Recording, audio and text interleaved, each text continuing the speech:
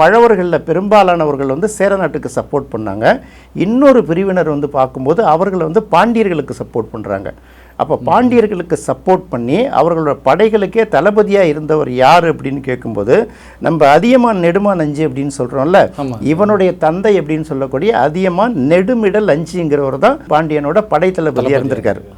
அப்போ அவருடைய படைகள் போர் தொடுத்து போகும்போது பாண்டியன் மீன் கொடி பறந்துருக்கு. ஸோ அப்போ இப்படி நடக்கும்போது பார்த்தீங்கன்னா பாண்டியர்களுக்கும் சேரர்களுக்கும் வந்து அந்த கொங்கு நாட்டை கைப்பற்றுவதற்கு இடையில வந்து கடுமையான ஒரு போட்டி நடக்குதுல்ல.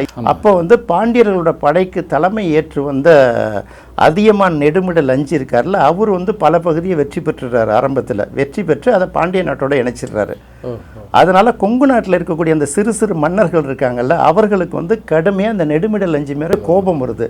இந்த போர் முடிந்ததுக்கு பிறகு கொங்கு நாட்டை கைப்பற்றுவதில் பாண்டியர்களுக்கும் சேரர்களுக்கும் பெரிய சண்டை வருதுல்ல, அந்த மாதிரி சண்டை வரும்போது இந்த பக்கம் வந்து நார்முடி சேரல் மன்னராக இருக்கும்போது அவருடைய படைகள் இருக்குல்ல, இந்த படைகள் வந்து கடுமையாக போராடி வந்து பாண்டியருடைய படைகளையும் அவருக்கு தளபதியாக வந்திருக்கக்கூடிய நெடுமிடல் அஞ்சி இருக்கார்ல, இவர்களையும் வந்து வெற்றி பெற்றுடுறாங்க.